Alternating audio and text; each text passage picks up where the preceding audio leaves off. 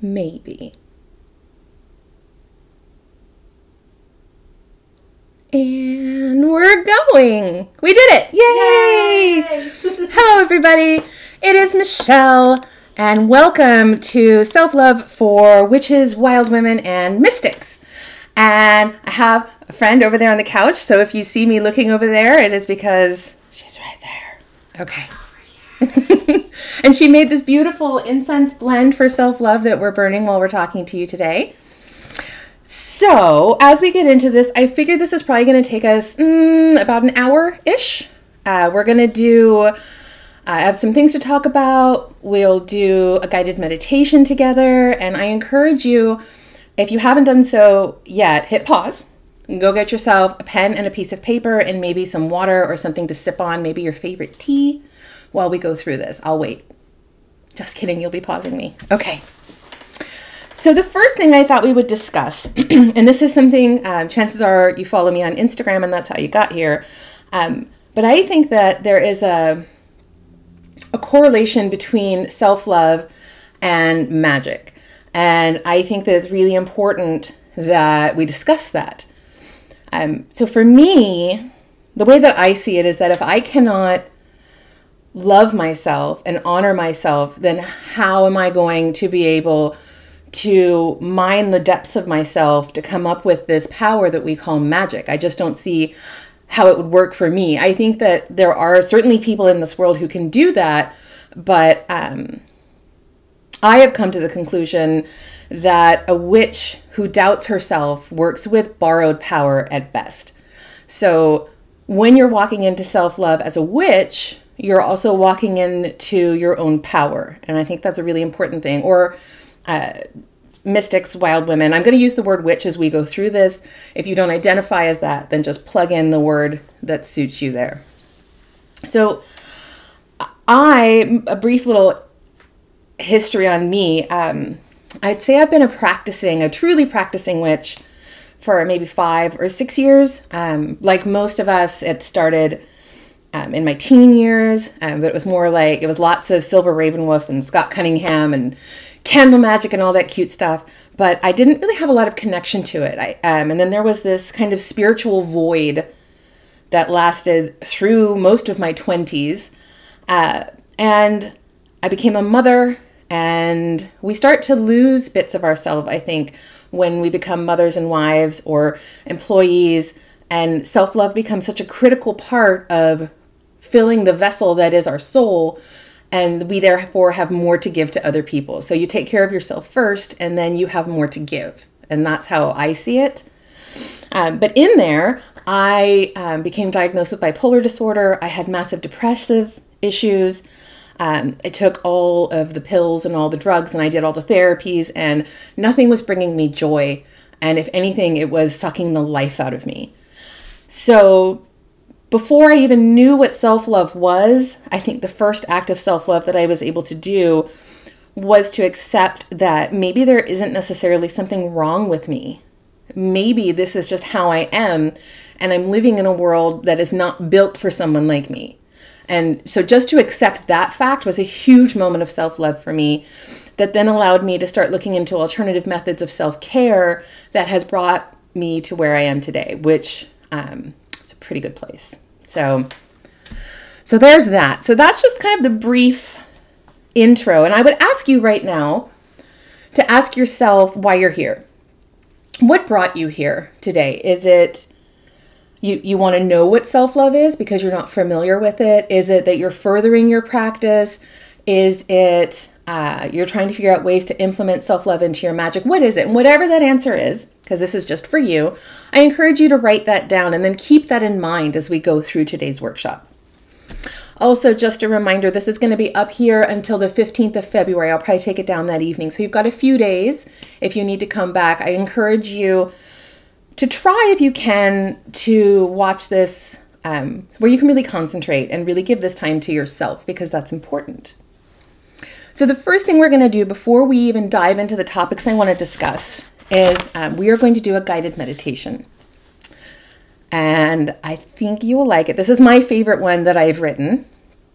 And I'm going to ask you again, if right now, if it's not a quiet time for you, pause and come back to this when you can really settle into this moment. If now is the time, get comfortable. You can take a nice comfortable seat. You can lay down. You can do a handstand. You can have headphones on. You can not have headphones on, whatever feels right to you. I think headphones are great because it kind of blocks out some of that other sound. So I'm going to get a little situated myself. Okay. So you are by now, I hope, comfortable in a good position where you can feel settled and calm for the next few minutes.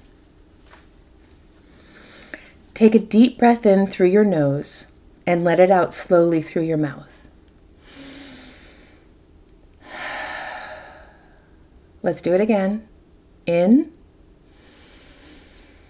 out. Now, I'm going to ask you to trust me and trust this experience and close your eyes. If you need to cover your eyes to make that happen, then please, by all means, cover your eyes. I got you. Just trust me. As we settle into this moment, let all of your other thoughts go. There's no to-do lists in meditation. Just you, your breath, and the journey. Breathe in through your nose, deeply into your belly. Hold it for the count of 3. 1, 2, 3. Exhale through your mouth for 5.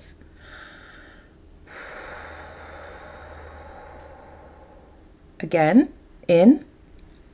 Hold for 1, 2, 3.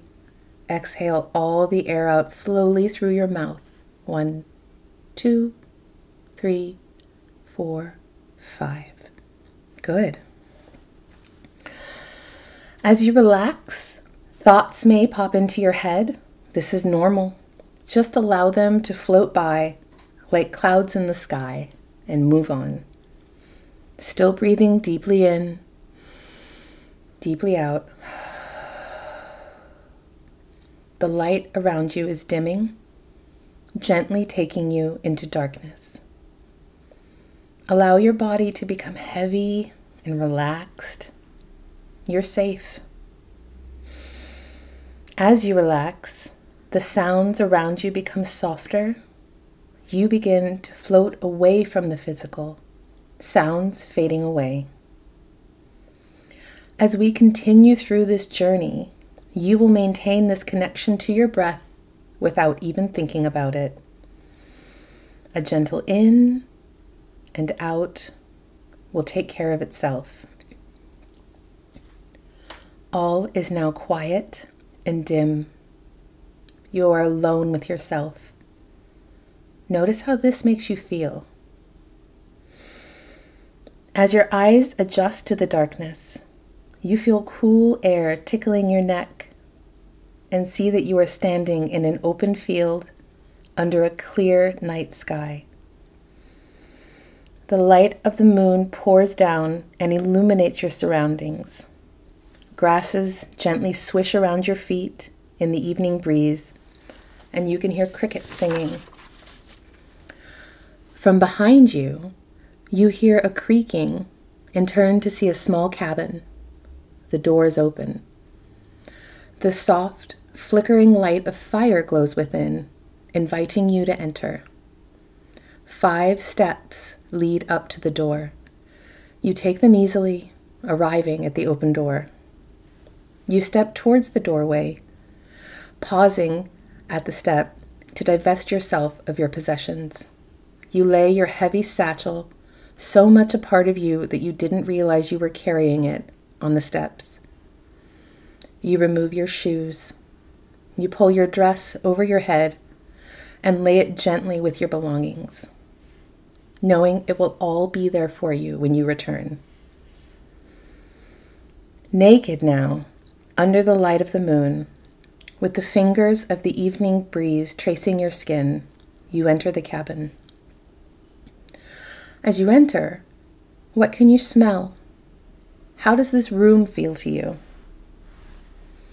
The cabin is one simple room, holding a small table with a few candles burning and a cloth, a large mirror beside the window, and a small wooden tub filled with steaming water. You take 3 soft steps to stand before the large mirror. Before you look at your reflection, first observe the mirror. What does it look like? Is it gilded and bejeweled? Or is it a simple frame, maybe made of wood? Or maybe your mirror floats as if by magic. You are now ready to gaze into the glass. You look at the mirror, your whole body reflected back at you, with the light of the moon flowing from the window to illuminate you. What can you see in the mirror, and how do you feel? As you gaze at yourself, a scent begins to fill the air. The smell is green and fresh. Turning away from the mirror to look around, you find it is coming from the tub of small water across the room. Your feet pad gently across the wooden floor towards the tub, the fresh, bright scent growing to fill the room. As you pass the table, your hand unconsciously picks up the cloth. You reach the tub to see that leaves and flowers are gently swirling on the surface of the water. Inhale their green, earthy scent deeply, feeling it refresh and cleanse your spirit. Your right foot lifts effortlessly and steps into the tub. The water is just warm enough to tingle your skin. Now your left foot follows. You lower into the tub, finding it to be just the perfect size for you to sit comfortably in. You plunge the cloth into the water, swishing it to and fro. Now you lift it and bring it to your face, warm and scented with that clean green smell. You gently wash your face with care, deeply breathing in this pleasant cleansing aroma. As the water soothes you, relaxes you, you continue to wash yourself, your neck, your shoulders, down your left arm, all the way to the tips of your fingers, over your right arm, washing it all away, washing away the doubt, washing away the stress, washing away the guilt. You make gentle circles over your heart with the warm, wet cloth. Continue down to your belly with loving intention, caressing and cleansing. You feel relaxed and open. Continue down to your thighs, to your knees, all the way down to your sweet feet, giving love and life to each part of yourself. Once you feel cleansed, take one last deep breath, and as you exhale, rise from the water.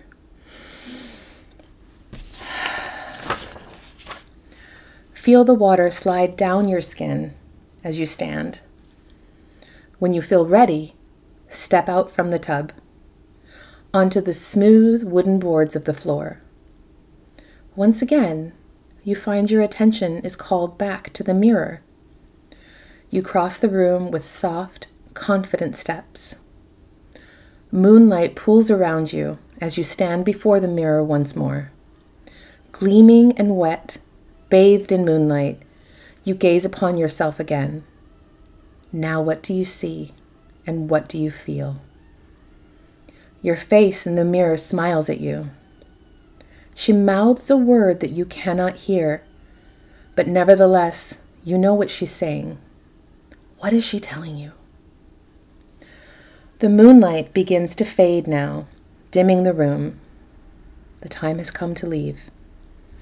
As you walk to the door, it is already open for you. You step out into the night, naked and cleansed and free. How do you feel? You cast your eyes down to your pile of belongings. As you dress, you will begin to come back into the present, back into your physical body. First, you pull the dress on over your head, finding it to be just a bit softer than you remember. Second, Slide your feet back into the shoes, finding them light and comfortable. Third, your satchel sits on the step. As you lift it, you notice it's much lighter than when you left it, making it a far easier weight to manage. You sling it over your shoulder, knowing its contents will nourish you and keep you safe. There is no burden to bear this load. We're now going to walk down the steps and back into consciousness. When we reach the 5th step, you will open your eyes and feel refreshed and awake. 1 step, 2, 3, 4th step, 5th step. You are now awake and back in your physical body. Take time now to write down any notes about this journey that you may want to reflect on later. Now, if you need to, pause the video so that you can write some of those notes down. If you feel like it, I would love if you wanted to share in the comments. Excuse me. I would love to hear what you saw or what you heard or how you felt. If you want to share with us, that would be awesome. We did it. That's probably the hardest part of the work that you're going to do today. Everything else should be pretty easy. So we're now going to step into having completed our guided meditation. I thought we would talk about what self-love looks like for us wild witches and women and healers and all the good stuff. And the first thing I think would be meditation. And this can be, it doesn't have to be the sitting in lotus, which is great. It can be a moving meditation if that's what feels better to you. It can be an artistic meditation if that's what suits you. But taking the time to just let your subconscious stretch a little bit, I think is really helpful for us. Creating sacred spaces is another thing. And again, if you don't have a home to yourself or a room to yourself, they can be very small. It could be a windowsill. I've seen people just have a shelf in their bathtub that is very special to them. I have this little area right here that I use for myself. So it doesn't necessarily have to be a glorious altar, but creating a space for yourself where your spirituality is represented is like an anchoring point within your home. Small personal rituals are another beautiful way for self-care. And my favorite example is that whenever I make coffee or tea for myself or anybody else, I always stir it clockwise for 13 stirs, and then I make a pentagram with my spoon in the cup. It seems like it's not silly. See, I even say it's not silly. It is just my way of putting love and intention into that cup for whoever's going to drink it. I know there are people, like a personal ritual for a friend of mine is before she gets out of bed in the morning, even before she opens her eyes, she makes herself smile and say 3 things that she's grateful for that day. Very small rituals can give us a sense of security, can be really comforting. And so I encourage you, especially in this busy world that we live in, I think if you can find small rituals, sometimes it's an easier way to maintain your spiritual connection than trying to have these big, grand things. Also, and this is probably the most important out of what I've mentioned so far, which is taking the time to experience and acknowledge and just revel in your connection with the natural world around us. Every day has magic in it. There is magic in the mundane. There is magic to be had everywhere if you look for it and you find a sense of connection to it. I call that embracing the goddess within you, which is a whole nother workshop that we'll get to later. It can also be resting when you need to. That is absolutely self-love for, especially so many of us are healers, maybe not officially, but caretakers, healers, teachers. We are, almost every witch I know, we are givers. We are constantly scooping out what we have inside to give to other people to make their life better, to keep them healthy, to make them happy. And if you don't take the time to rest and renew your own internal resources, you're going to run your well dry. And that's not a good feeling for anybody. Which goes into my next self-love act, which is, what's it? Well, I call it wellness care. I think in America, and I know not everybody here is from America, but in America, we take care of sickness. We deal with sickness. We don't take wellness into account normally. So wellness would be nourishing your body, not just eating, but nourishing yourself with, the best foods that you can have access to, making sure that you're hydrating yourself. Sleeping regularly is a huge thing. If you don't know this about me, I go to bed about 8:30, 9 o'clock every single night. And like a little old lady. And it's been a huge, huge help for my mental well-being. Also exercise. And I know I just heard somebody groan. I'm not telling you to go out and run a 10K. What I am saying is to move your body, because this, here's my thing, and it's a very old expression, and it doesn't resonate with everybody, but if you look at your body, the natural world is magic. Then my body is a living manifestation of magic. My body is my closest connection I can have to the natural world, so why would I not treat it the best way I can? So for me, that means I have really wrapped my arms around the practice of yoga, which involves both, spiritual and physical well-being. I like to hike as well. So it doesn't mean that you have to be doing CrossFit to be taking exercise into account. It can be any walking outside, it can be swimming, it can be whatever feels, dancing is another one, like whatever feels authentic to you and makes you feel good. That's the whole idea, is to feel good. And also, while we're on this topic, I thought I would mention most of us have vitamin deficiencies that we don't even know about, but there's some that are really linked to our mental health. And those would be your D's, your B's, magnesium, which almost everybody is low in, and fatty acids. So if that's something you're interested in, I would encourage you to look into it. I wouldn't say I'm the cleanest eater that I know, but I know that paying attention to what I put into my body, again, has been, not only for my physical well-being, but for my emotional and my mental well-being, has been a really big win for me. And this next one is definitely probably what's been on my mind the most. My loving friend over there and I had a conversation about this over lunch an hour ago, which is self-awareness and self-acceptance. How long has self-love been floating around in our world? I'd say less than 10 years. Has that phrase been like a really common, is that, yeah? So when I first heard about it, to me, it was an opportunity for hedonism. If I want to eat that cupcake, that's an act of self-love. And sometimes it is. If I want to stay in bed all day, that's an act of self-love. If I want to go overindulge and max out my credit cards on this one thing that I want, it's an act of self-love. And I think depending on where you're starting, that doesn't have to be wrong. But self-love is really not about the things.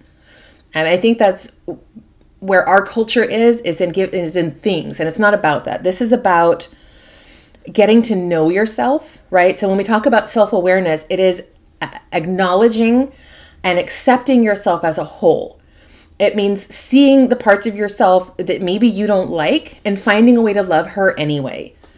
And maybe you can find a way to turn that into something good. For example, I require a lot of attention. I've learned that about myself. I'm not super proud of it, but what filling that need allows me to do is do these talks with you. It allows me to do the talks that I do on Facebook for the magazine. It allows me to have an Instagram feed where I overshare with people. So there are parts of us that we might not want to shine a light on, but we can either simply wrap our arms around them and accept that that's just a part of who we are, or maybe sometimes there's ways to tweak that into being something that maybe you could even learn to truly love and appreciate about yourself. So self-awareness is really crucial. I am probably overly self-aware if you ask people that know me, but I think you've got to see who you are and accept who you are before you can even start talking about loving yourself. That's my personal opinion. And then the last bit of what I think self-love and self-care will look like for witches is releasing whatever is not serving your highest good. And that's hard shit, because it could be a habit, it could be people, it could be ideas. And oftentimes we hold on to things that aren't serving us for a variety of reasons. There are people who hold on to their belief that they could never be successful, because if they let go of that, then they have to actually go be successful. It could be a person who doesn't appreciate your beliefs. Maybe it's somebody who makes you feel shitty or stupid for identifying as a witch. Is that serving your highest good? I don't know. It could be a bad relationship. It could be emotional baggage that you've been carrying with you, like a trail of garbage bags behind you for the last 20 years. Maybe it's time to drop that and move on with your life. So when you have things that are taking up your energy and taking up your heart, I would encourage you to ask yourself, is this serving my highest good? And if it's not, then I challenge you to ask, can I live without this? And make that decision for yourself. I'm not here to tell you what to do. I'm just trying to give you some tools to help you find success and to find happiness with yourself. Man, I wish there were people here that I could get two-way conversation. There is one over there. I'm just being very quiet. But anyway, I digress. Okay, so the next thing we're going to talk about are magical affirmations. Now, when I first heard about affirmations, I thought they were so stupid. And if you've never practiced with affirmations, you will feel so stupid. That being said, I think that they are a miraculous key in the act of manifestation. What is manifestation, you ask? Well, let me tell you. It is not just a fad for overprivileged people, which I think it's a word that gets tossed around a lot. Oh, I manifested that. I manifested that. Maybe it did, maybe it didn't. But manifestation is an old theory. It is, it almost reminds me of abracadabra, right? I create what I speak. So you can make very specific affirmations. You can write, you could look them up on Pinterest. You could find them on Instagram, but I think you probably would be best served by creating your own that are very specific to your needs, wants, and desires. So for example, I have one that I use, and I say it, I probably do it when I'm doing the beginning stages of yoga every day. And it's to remind me of who I am and what I'm doing. And it's a long one, so get ready. It's, I am filled with a powerful natural magic. From the tip of my toes to the crown of my head, I have access to this magic at will. They're not all lengthy. It can be really small if you want. But that reminds me that I have a natural connection to the earth, and it's that natural connection to the earth that powers my magic. That's how I see it anyway. So I have other ones, like there is magic in my love and my laughter. You can make them small. You can make them into little graphics that you could pin up in your bathroom. You could make it a screensaver on your computer. You could make it a challenge that you write one of them. Maybe you're a writer, so maybe you want to write it out several times a day and to make that feel more true for you. Here's the challenging part of affirmations to me. You need to look at yourself while you do it. So stand in front of the mirror, look at yourself in your beautiful eyes, and then say these things to yourself. And I fell out laughing the first time I tried to do it. I just felt like such a jackass. I still feel like kind of a jackass, but I also feel like kind of a badass because I've been doing this, and I guarantee you this is the first step to manifesting the life that you want, the feelings that you want, the person that you want to be. Now, I don't necessarily, I'm not a person of avarice, really. So like, I'm not really trying to bring things into my life, but there are feelings that I've helped to bring into my life. There are people that I've definitely brought into my life with this practice. What you're basically doing is speaking your self-love into existence. I have a friend who used to she wrote one out on her mirror. It was a really big mirror, and she wrote it in her favorite color of lipstick. So it was basically framing her face every day when she got ready for work. And that worked really well for her.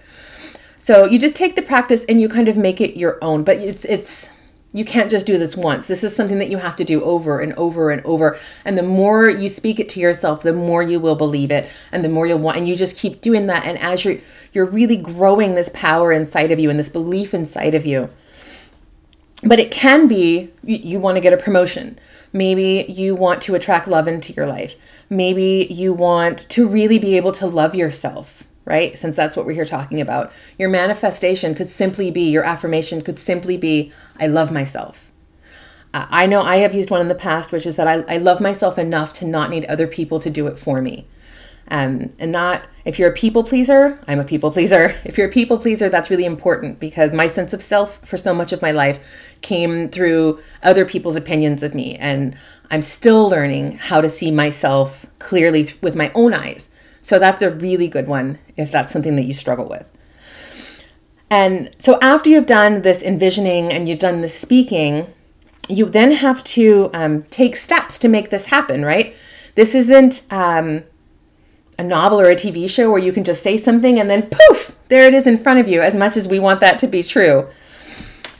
So the first thing you have to do with these is be clear and be passionate. So despite how lengthy the first affirmation that I shared with you was, it was very, very specific.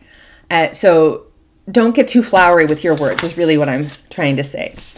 And then you have to believe it. That's the next step. And it's believing in yourself and believing in what you're saying. If you don't have conviction in these words, they're just words. The third step is hard. You just have to accept that it's going to happen.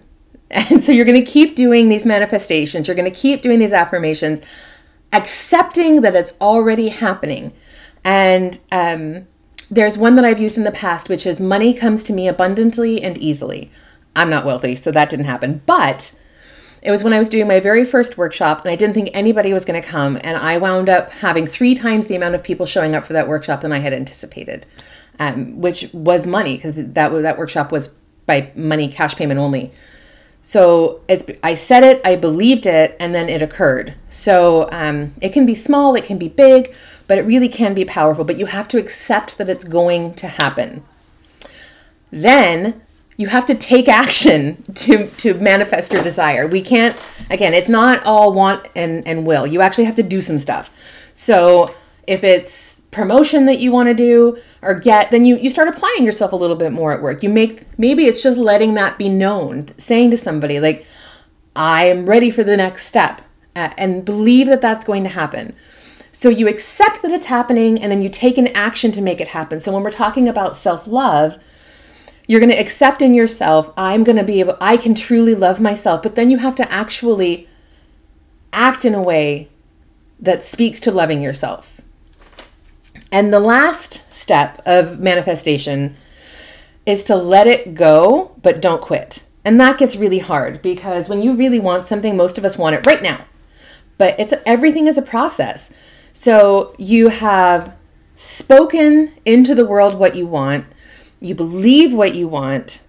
You're going to accept that it's going to happen. Take steps to make it happen, but then you have to let go.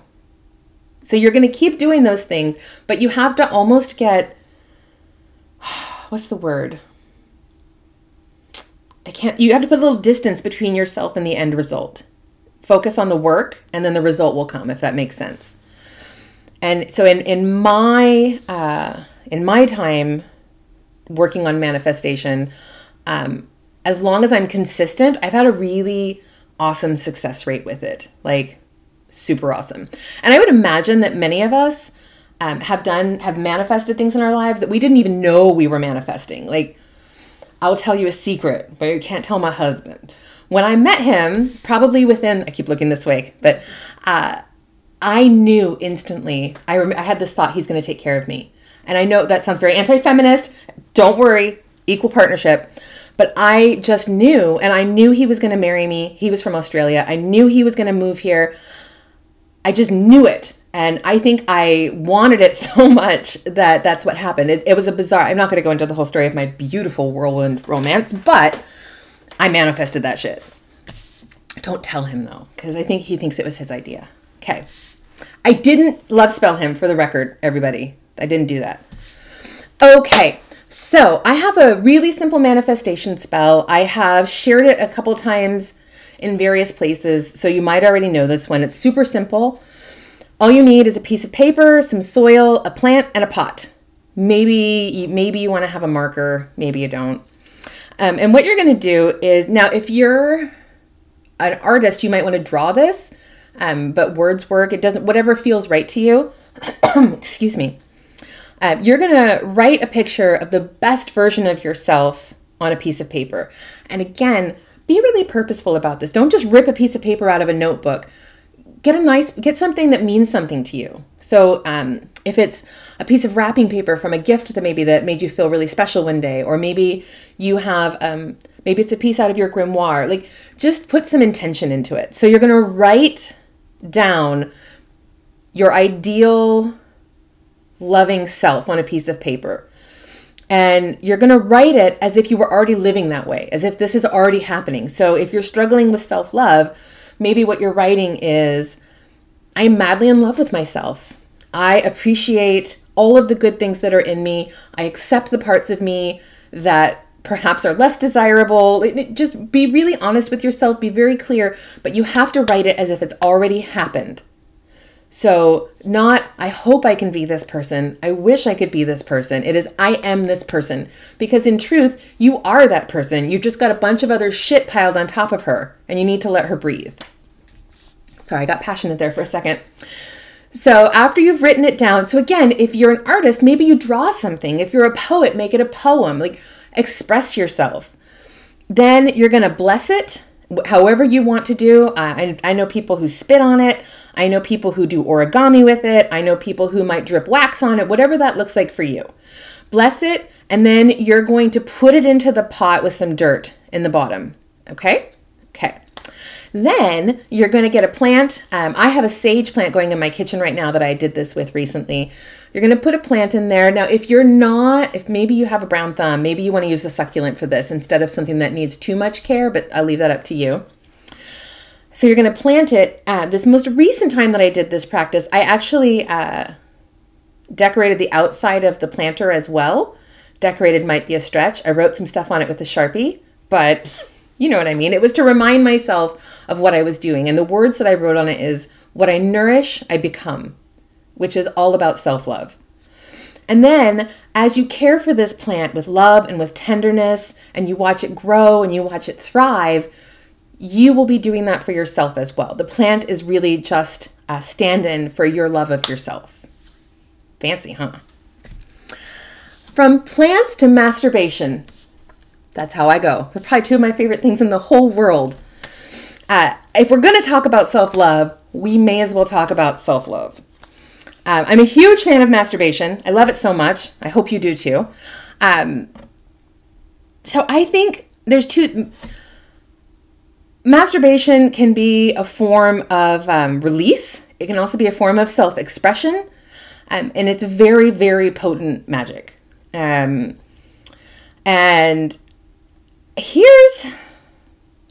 we're friends, right? This is what I do. It depends. Sometimes I just masturbate for masturbation's sake. But when I want to kind of harvest that power and that magic, I have the good fortune to have floor to ceiling, a wall of mirrors in my bedroom. So the first thing that I do is I take off all of my clothes. This is weird having like my bestie right there. And I'm like, hey, I'm going to learn a little bit about me today. I take off all my clothes and I look at myself naked. And I know for some of you, you just hit pause or you turned off the video and you're done. You're like, nope, not happening. That is part of that self-love. Like, you have to be able to accept everything about yourself. And it's a process. You don't have to be able to do it today. So I take off my clothes, I look at myself naked, and I'm like, yeah, let's do this. And so then, we're going to get real graphic today. I plant my feet on the mirror. Boom, boom. So it's just me and my vagina, and we're doing our thing. And I do my thing. However, as I'm doing it, I'm usually chanting. And it depends on what I'm trying to do. It depends on my my mood, my purpose. Generally, when I'm doing this particular one with the mirror, it's for self-love. It's for self-empowerment. It's for feeling connected, to feel alive. So for me, my essence, the core of my being, lives in my sacral chakra, which if you know much about chakras, it's all about like carnal sex and earthy goodness. So sometimes my chant is simply, this is where my power lives. And the idea is that by masturbating into the mirror, there's a big release of energy, and that energy bounces right back into me. So especially as somebody who gives away a lot of her energy to people, it's a nice way to refill the old coffers. And also, if you've never seen your vagina have an orgasm, you're missing out because it's amazing. So there's that. Now, some people, I don't do this regularly, but some people would also like save their sexual fluids to use in other kinds of magic. So you absolutely can do that during your cleanup process if you would like to, but I do not. And that masturbation can be whatever you want. So if you want to use a vibrator, use a vibrator. If you want to use your hand, use a hand. Whatever feels right to you. I don't think that there's any wrong way to do this. And I know the mirror is a big step. So maybe you start without the mirror and you work your way up. Maybe it's a little hand mirror to start with. Because if you don't have a big mirror, it could be challenging. But I really think as women, we have been systematically desexualized by men or shamed because of being overly sexual. A lot of my life, I was told that I was too sexual and there must be something wrong with me because it makes men uncomfortable to be around women who are highly sexual and comfortable in that. So all that being said, power to the pussy. Okay, that's new. Never said that in a workshop before. Okay, you're doing a very good job at not laughing out loud. I wish you could see her face right now. Okay. Now, next step. Are you guys okay? Does anybody need a break? I hope we're good. The next thing is I thought we could talk about some different goddesses that you could invoke for self-love. Now, interestingly, a lot of these goddesses are both goddesses of love and war, which makes a lot of sense to me. So the first one, and a word on goddesses. You've probably heard me say this before because there are some of us are very comfortable with the idea of deities and other people really rebuff the idea. So I would encourage you to look at these goddesses as a set of ideas or personifications of feelings. If it's hard for you to think of them as actual people or whatever, that's how I usually see them. I see them more as a symbol almost, or I feel like I'm missing a word. You know what I mean. All right, so the first one is Aphrodite. If we're going to talk about love, self-love, she's a given. She's the Greek goddess of love. And if you're going to be, I'm not going to go into it, like I'm not doing a deep dive on any of these, but I encourage you, if you are going to invoke a goddess, if you're really going to try and work with somebody, I would encourage you to learn a little bit about them before you do that. So for Aphrodite, the symbols that would be associated with her that are easy to come across would be a mirror or a seashell. Plants, she's associated with rose and myrtle. I think rose might be easier to come across. Her stones would be rose quartz, makes sense. And her day of the week is Friday. And interestingly, Aphrodite is where the word aphrodisiac comes from. Yay. The next one is Freya, who is a Norse goddess. She's the goddess of love, magic, and domestics. So I really like her because she's kind of in my wheelhouse. Her symbol would be a white cat. She's also associated with gold. I don't know why. And her plants would be strawberries or primrose. And the stone that's associated with her is emerald. Interestingly, when I was going through this, a lot of these goddesses are associated with green stones, which falls into alignment with the heart chakra. I thought that was kind of interesting. And her day of the week is also Friday. And as I was doing this, I kept thinking, it's Friday, I'm in love. I feel like maybe The Cure knew something that I didn't at the time. And then we have Venus, who is the Roman goddess of beauty. Her symbol, it's the thing that I don't know the name, is the zodiac symbol for woman. You know, the circle with the cross on the bottom. I don't know what that's called. Do you know what that's called? We don't know what it's called, but you know what I mean. Where was I? Now, she's also associated with sparrows and doves, and her plants would be mint or honeysuckle. She's also associated with rose. A lot of them seem to be, which makes sense. Her stone is, you can use either emerald or turquoise. And her day of the week is, you guessed it, Friday. Now I have another, I went way back. We're going Sumerian now. Originally I was going with Ishtar, but Ishtar is often, there's like this cross section with Inyanya, and I don't know which came first. I don't know if they are the same being, so I'm just putting them together because a lot of their information seems to be similar. If you know differently, please by all means correct me, because I would like to know. They were Sumerian goddesses of sex and fertility. And we do a lot more talking about this in the other workshop, the Embracing the Goddess workshop. I had the stories around them and their worship are amazing. So the symbols would be stars, lions, and snakes. I couldn't find any plant associations because I think they just predate when people were recording that. And the stone associated would be lapis, which is with your throat chakra. But these were much stronger goddesses, I feel like. These predated the patriarchy, those two. So I think that's kind of interesting. And then I have two more. And you can see as I'm going in, the deities are getting a little bit more intense. So our next stop is Hecate, who is my favorite, at least the goddess that I feel the most aligned with. And anyway, I won't go too far into that. But she is a Greek goddess, and she is also considered the queen of the witches. Her symbols are keys, dogs, and torches. Her plants, kind of in keeping with the kind of personality she seems to have, are yew, garlic, and belladonna. Her stone would be moonstone, smoky quartz, also black tourmaline. And her day of the week is Wednesday. She's a midweek gal. And Hecate is, she's mother, maiden, and crone all in one. I think for self-acceptance, I think she's a beautiful goddess to work with. And then the last one that I would mention, and I think that this particular goddess gets a really bad rap, and that would be Lilith, another Sumerian goddess. And she is the goddess of wronged women. I imagine everybody sitting here at some point in time has been a wronged woman. She's got your back.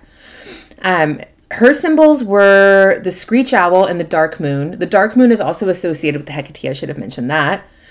The plants that seem to be in alignment with her would be sage and slippery elm. Her stone, there's not necessarily a stone associated with her, but she is associated with iron. She's a strong one. And her day of the week is also Wednesday, which I find very interesting. Hecate and Lilith. Pretty cool, right?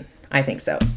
So the reason I give this to you is because I think if any of those stood out to you, like if one of them, maybe one just caught your attention, I would encourage you to research her if you're unfamiliar with her and find out, maybe she's going to speak to you. Maybe. And sometimes when you're looking, at least me, I'll speak for myself, when I'm working with deities or when I'm invoking their energy, it's going to change. It might change from day to day. It might change over the course of a year. There's certainly, I have a deep affection for Persephone. I don't call on her a lot, but there are absolutely times in my life, especially when I'm seeking knowledge, when I'm trying to learn, going into uncomfortable circumstances, I find her to be a really lovely goddess to call on. But my ride or die is Hecate.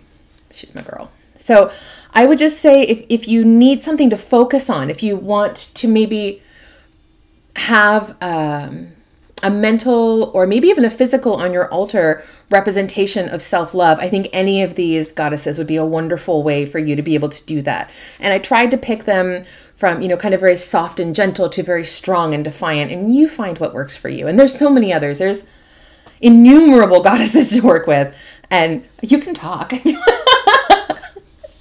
I tried to get her in the camera, but she didn't want to do it. Okay. Now, what else? We're getting close to done. I mentioned chakras.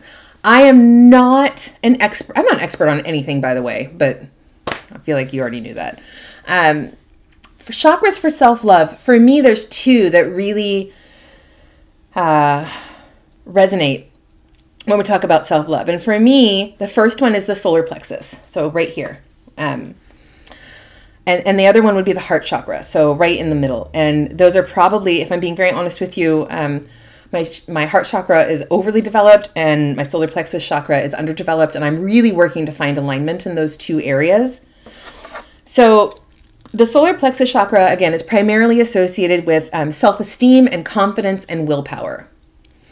So if you're out of alignment in that area, you might have feelings of insecurity, anxiety, and fear. It could be a lack of confidence, definitely a poor self-image. And then there's also sometimes an underdeveloped solar plexus chakra will give you just kind of a feeling of being out of control. So you might be disorganized. You might just not be able to focus. It comes from this lack of, this feeling kind of out of control. And then the heart chakra is a conduit for a form of energy that we commonly consider to be love. Now, the symptoms of misalignment in your heart chakra could be being withdrawn from people or the world. It could be avoiding socializing or social interactions. That one, I feel like we maybe take it with a grain of salt, because in our society, we spend so much time not interacting with each other because we do everything on electronics that I think the whole world has social anxiety. But that doesn't, maybe the whole world's heart chakra is out of alignment. It could also be being overly critical of oneself or others. It doesn't speak to me at all. Lacking empathy, and that includes empathy for yourself. And just a general feeling of isolation. So, of course, all of your chakras are going to have an input into your ability to love yourself. But I think that these two are the ones that I think are the most out of alignment with the most people, if that makes sense. So when either or both of these are out of alignment, it's just going to feel impossible to love yourself. So I thought we could look at some ways that maybe, some really easy ways that you could work on bringing those back into alignment with each other, or with all of them. You can think of it as like getting a tune-up for your spirit. And you could, of course, extend these practices with some minor tweaks to all of your chakras. So for your solar plexus chakra, it's associated with the color yellow. Excuse me. So in a really easy and loving and gentle way would be to make yourself a cup of chamomile tea. Even better if you can do it with actual tiny little chamomile flowers and not just a little sachet. But if all that you have is the sachet, that's fine. So as you're drinking it, what I want you to do is to drink it and then envision those itsy bitsy teeny tiny happy little yellow and white flowers actually blossoming in your chakra and filling you with this kind of like loving and happy energy. Another way is to charge a citrine crystal, which is, you know, they're really easy to find. And now charge it how it feels right for you. For me, I would charge it under a full moon. But for you, maybe you want some sunshine energy. So charge it under the sun. There is no right or wrong way to do that. And once you have it charged, I would encourage you to try and lay flat and put it on your belly. Even better, you get bonus points if you take off your shirt and put it flat onto your skin.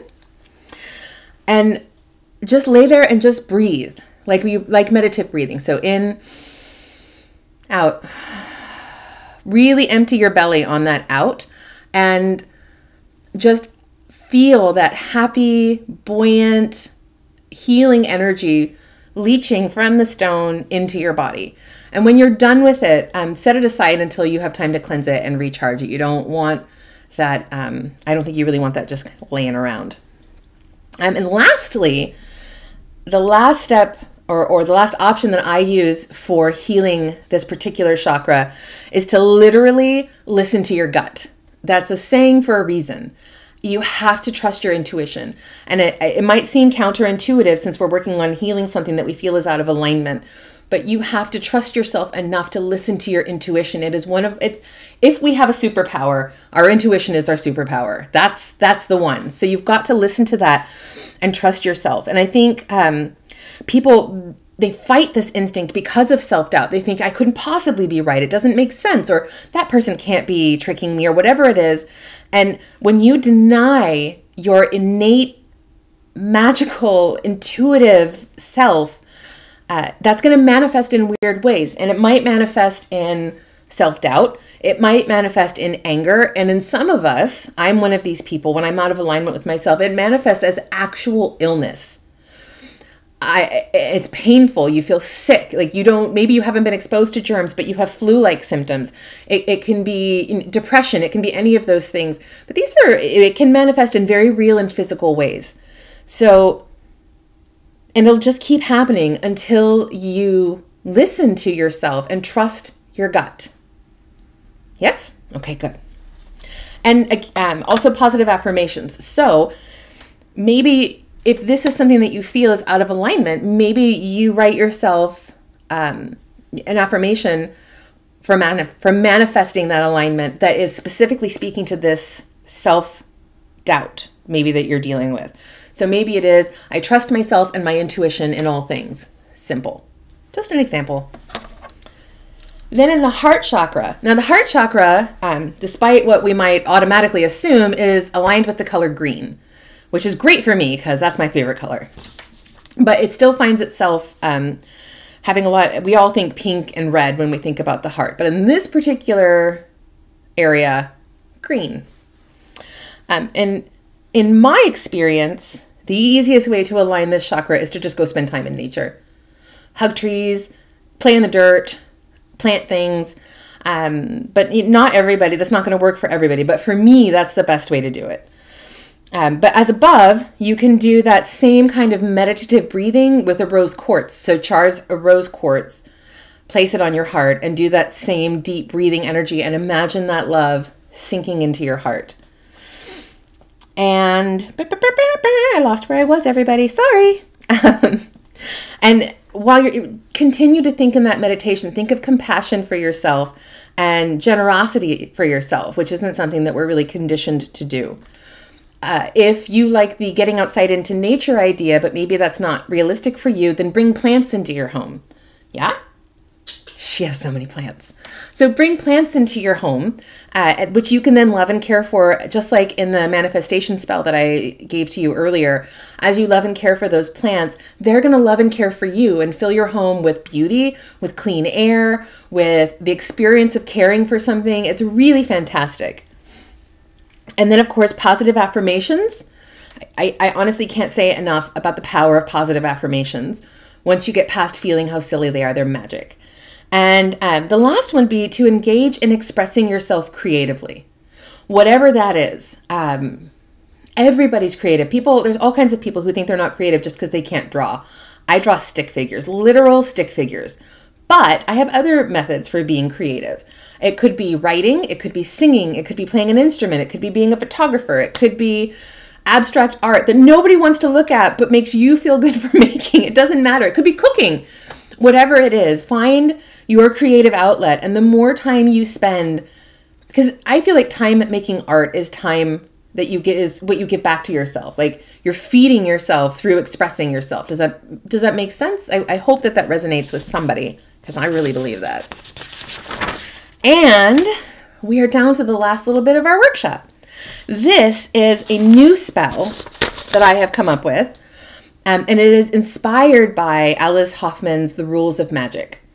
And sidebar, a lot of my magic and my practices have been inspired by fiction, and I don't think we have to feel ashamed about that. A lot of us, we read the magic witchy books and we love them so much, and there's some good ideas in there. So I have another practice that came from this series of books with a character called Lily Ivory, and basically she just has a mojo bag that she carries with her, but I liked the way that they described it and the way that she treated it, and I kind of adapted that into my real life, and it's a source of real comfort for me. So all I'm saying is don't look down your nose at fiction. So here's what you're going to need. Paper and pen. Again, use the best that you have access to. I find in spell work, as opposed to just kind of organic magic that you do without necessarily thinking about, with spell work, I think that there needs to be a degree of sacrifice. It doesn't have to be like a baby or a goat, but it should be something. So your best stationery, your favorite pen, whatever, there has to be, when you're asking for something, you have to be willing to give something up. So paper and pen, honey, the better you can get, the better. So if you have access to raw honey, local honey that you got at the farmer's market, that would be best, but just the best you have access to. Rose petals, if you can get them, and a piece of string. So first thing that you want to do is I would encourage you to cleanse yourself. And for some people, that's going to be a cleansing bath. For some people, it could be sound. For others, it could be sage, meditation, whatever it is for you to slough off whatever the mundane world has given you that day, do that. So you're clean and you're in the moment. And what you're going to write down on this is, you don't have to use these words. These are my words. So if this doesn't resonate for you, please write whatever feels authentic to you. I call back to me the power made from who I am, blossoming like flowers, floating on the air. Taken by another before I knew my worth. I now see with wonder the magic I can birth. So this particular one was just, I spent a lot of time in my life liking people just because they liked me, or making other people the priority because I didn't think that I deserved to be the priority. I gave a lot of myself away, and I want that back. So, so you're going to write it all down, and then you're going to paint the whole paper with honey. I would suggest warming the honey so it's easy to work with, and use your fingers. I know it's going to be sticky, but that's you and your personal touch. Then sprinkle rose petals all over it, and then roll it up, fold it up, do whatever you want, tie it with a piece of string and hang it outside in the wind. And as it's in the wind, that sticky honey is going to be gathering in all that power that you gave away. You're going to call it back to yourself. And so this is the I call my power back to me spell. And when you feel like the time is right and you've gotten it all back to you, take that piece of paper and burn it to release your magic back to you. So I think, don't necessarily breathe in the smoke because that doesn't seem healthy, but maybe stand in the smoke and let it wash over you. And then you can either save those ashes to use in magic later, or you could sprinkle them into your garden, which is my general go-to, is just to put it in the garden.